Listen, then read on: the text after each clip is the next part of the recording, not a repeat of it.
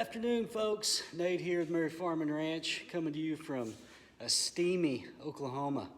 I hope that wherever you are, it is a little bit cooler. It is no joke today here. I'm in the shop. I don't know if you can see this, but in the shop, it shows that it's about 105 or so. That is no joke. It's hot. I did a little bit of work this morning, painting some pipe fence, and I did my best to get that done. I got started early. I was out there, I was out working before 9, and I was done by lunch, but I still got so hot. So I got some stuff I can do here in the shop, and one of the things I'm wanting to get done is part of the reason I was doing that pipe fence was painting that pipe fence is we're setting up an area for pigs. We want to start raising some butcher hogs, and so I wanted to get that fence painted so that I could stretch wire. And what we want to use is I want this to be a multi-use area. You know, if we decide we don't want to put pigs there, I want it to be able to contain other livestock. And so I'm going to use a 2x4, I guess, wire. It's kind of like a horse wire. I believe it's made by Red Brand. I have it stretched around our garden area. It's 48 inches, and I believe the squares are 2x4.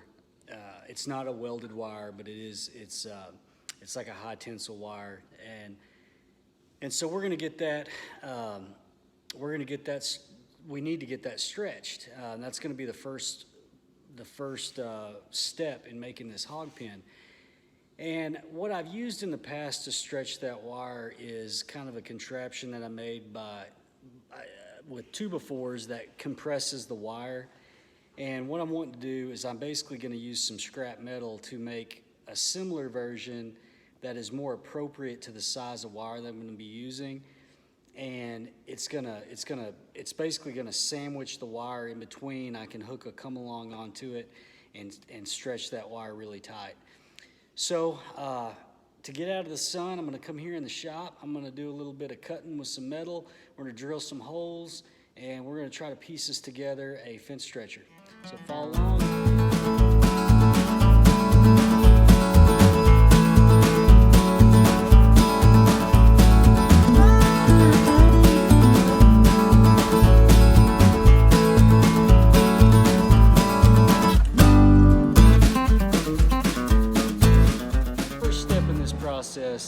Is I'm going to take some metal and I'm going to cut it down to the right length, and I need two pieces that I'm going to use that are going to be exactly the same, that I'm going to sandwich the wire in between, and I'm going to drill holes for some lag bolts, and I'm going to lay the wire in there and squeeze it together super tight by cranking on the bolts, and that's going to allow me to have something to grab onto with a come along and stretch the wire.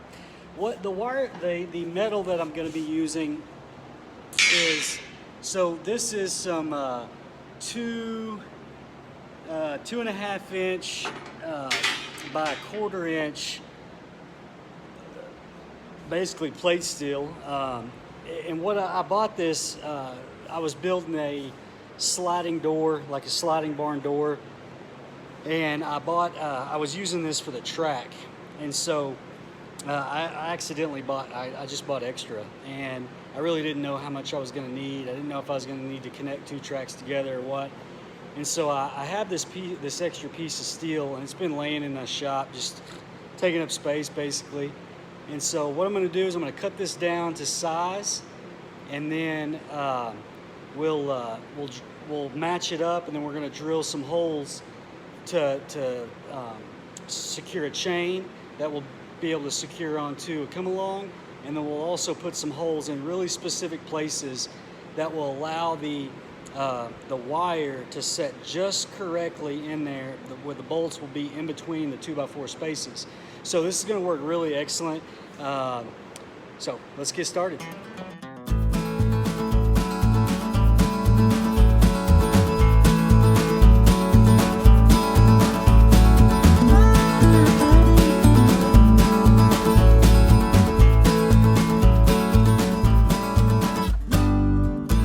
So we got our two pieces of metal cut. cut. They are here on the table. They're clamped down. I've got them clamped together. The ends are matched up just perfectly, and then I'll have them clamped to the table so that they won't move on me when I'm trying to line these holes up that I'm going to drill. So the first two holes that I'm going to drill, I'm gonna drill one on either end of this so that I can hook a chain to it. So I'm gonna get those marked right quick.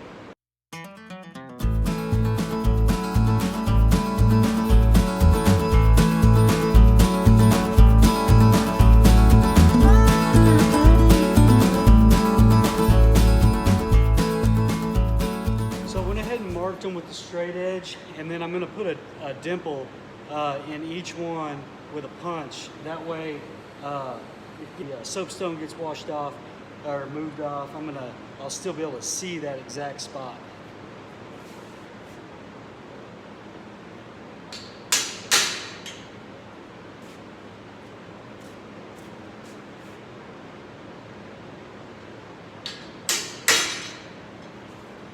All right, perfect. That mark's not going to come off there. It's nice and dimpled. And so those are going to be my first two holes that I drill using a 3/8 inch bit and a hammer drill. And then one thing I wanted to mention to you guys is it is very important to use a cutting oil, something of this nature, whenever you're using your drill bits through metal. If you don't, you're going to experience a lot of hot bits and a lot of friction and a lot of dull bits, which is going to cost you a lot of money.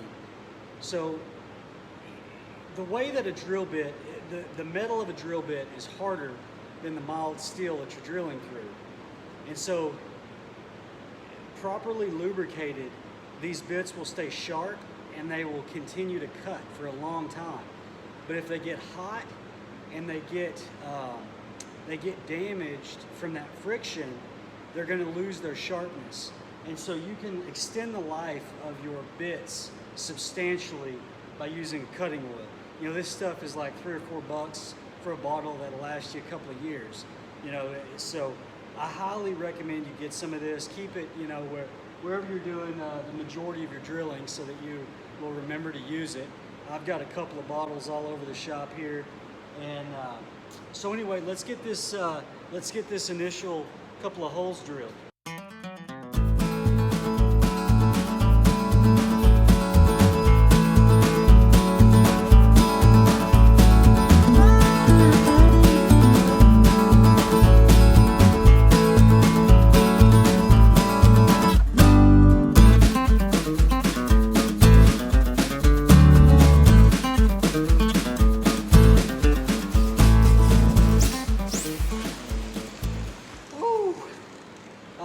Guys are as happy that's over with as I am.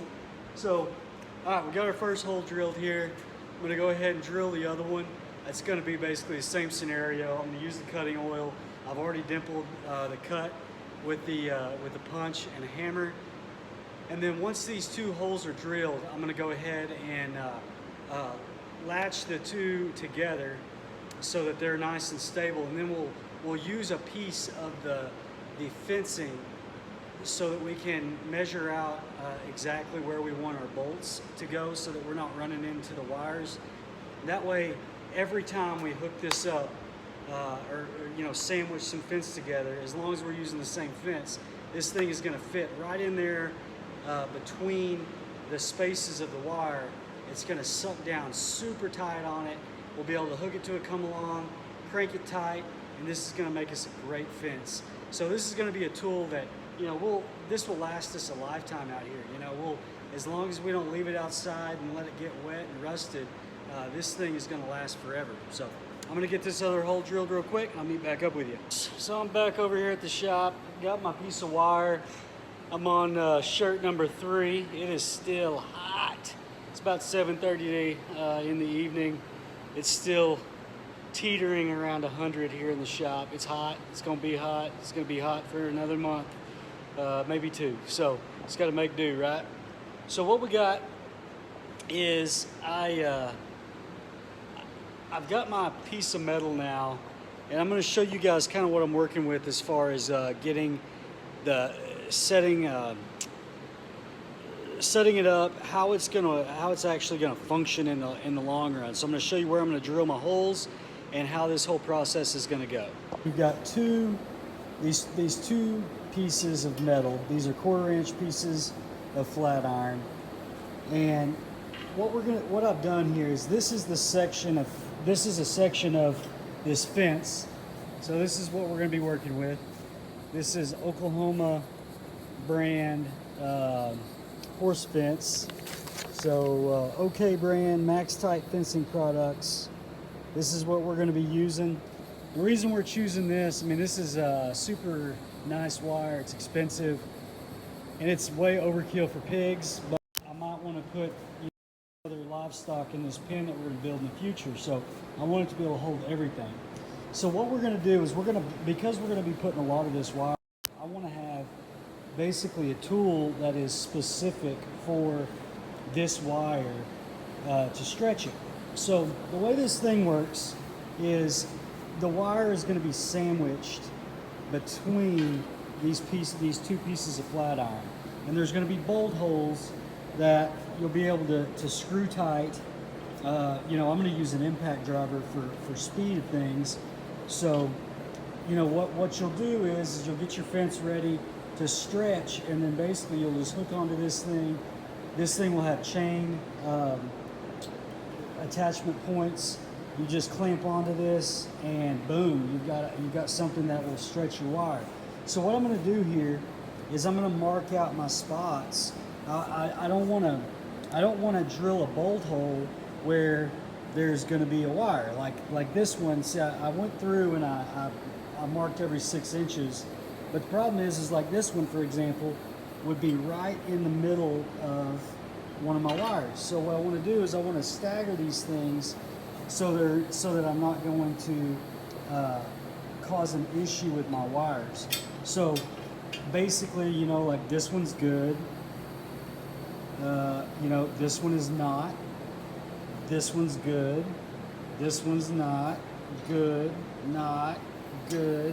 So what I'm going to do is I'm going to get these things lined out the way I want them, and then we're going to drill these holes. All right, folks, so you can kind of see where we are at on things. So I've got 3 holes completed, and so what we're looking for is we're trying to basically just get in between where the wires are going to be, so that there's not any kind of issue with you know, with bolts going through. So we've got our 2 end pieces, and then I've got 2 down here done. I'm halfway through this one. So as soon as I get another 1/4 of an inch, I'll be through this, and then we'll start working on the interior. I'm thinking that it'll probably be 6 bolts holding all together. I think that'll probably be plenty tight enough, but we'll see what it looks like once I have the 6 in there. If we need to add a couple, we can do it. So we got our holes all drilled. So we've got, these are 3/8 inch holes. So 3/8, 3/8, 3/8, 3/8, 3/8, 3/8. This one is a 5/8, and this one is a 5/8. And I'm going to show you how we're going to put this thing together at the very end, so that you can hook a chain to it, so that you can hook a come along and stretch your fence. So y'all, well, we've got her done. I want to show you one more time kind of how this thing works. This is specific to the kind of wire that I'm going to be running on this next project. This is going to be for 4-foot horse wire, 2x4 squares. So these 2 pieces, they're clamped down currently, but they will open up. You'll put your wire in here. Then you reattach all your bolts. It's going to sandwich the wire and allow for you to have something really snug to pull from. So then we have these clevis hooks and a chain. The chain we can hook to a winch or to a come along, and it's going to tighten the wire, and we can get it super nice and tight. This also would aid in rolling out the wire, you know, if you were rolling it down the T-post or something to that nature. So this thing, I'm pretty proud of it. I mean, it's, you know, nothing super special, but it definitely, it saved me a little money doing it myself. These things are around $100 from your farm stores, and they're not built near as heavy. This is definitely overdoing it, but one thing that I have realized since having Murray Farm and Ranch is that if you overbuild it, you don't have to rebuild it very often. So anyway, let's get this thing out in the field and see how it does.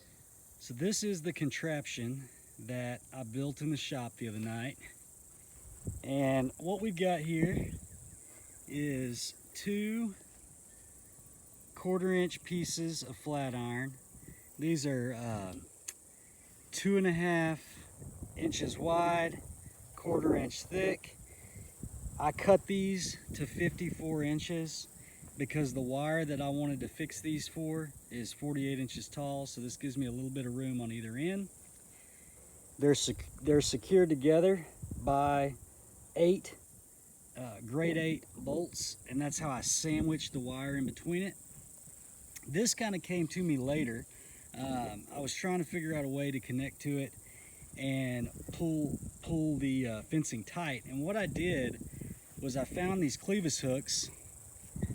I drilled a 5/8 inch hole, and it goes into the clevis hook, and then it gives it some offset away from it, so you could flip it from, you know, depending on what you're pulling from or which direction, you could go on the outside to the left, you could put it in the middle, or you could put it on the right side. So that gives you some flexibility to move around.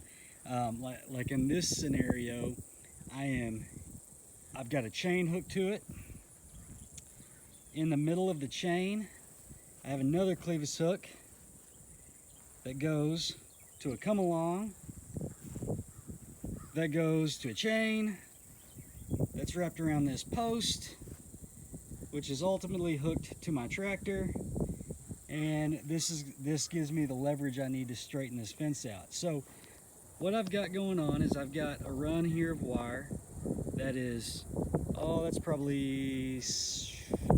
it's probably close to 100 feet, and I've got this wire tied at that end to the post, and then I've got it sandwiched here, and we're just slowly tightening it with the come along. So every time I crank the come along, it pulls this uniformly, nice and straight, and it's pulling it tight. So I'm gonna give it a couple of cranks.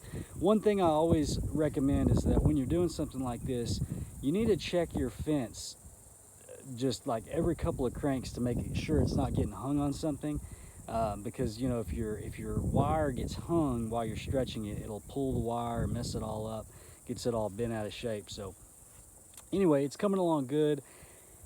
As soon as I get this stretched, then we'll cut it down to the size that we need to wrap the post, and then we'll get this thing wrapped and then, you know, have to go back through and tie it to these sucker rods. And then this garden area, chicken area, will be 100% fenced with horse wire, and that's going to keep this thing very protected against predators from getting in here during, you know,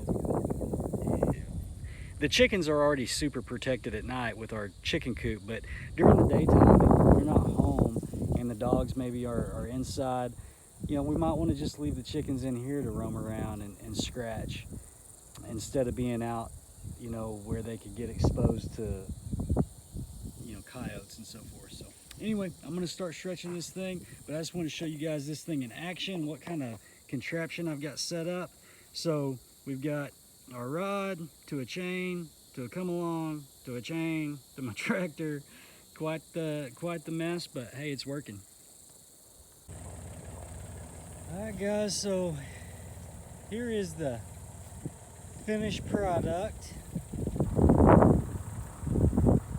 Nice and tight. This stuff is not going anywhere.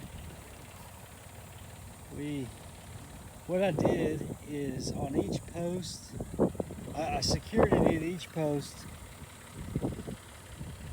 The twist like this, I alternated on either side of the post, and then at the bottom of the post, I tied directly So one of these posts is, I think they're like every 12 feet. And then in between them is one of these cross braces. And so I secured to that as well, all the way down. And so this thing is very sturdy. Nice tight fence. So now what we have is this area where the garden is and the chicken pen is about half an acre, and it's fenced all the way around with this horse fence. So that's going to be great to keep out predators, keep small animals in if we want. This hopefully is going to have some polytunnels in it pretty soon. I've got plans on a series of like 4 polytunnels, maybe one here, one there, and then 2 where the garden actually is. It's gonna be great if I can get that accomplished. So anyway, that job went well. Our tool definitely made things a lot easier, a lot smoother. I think it was worth the time it took to make, and it was cheap to do so, so I would highly recommend doing that.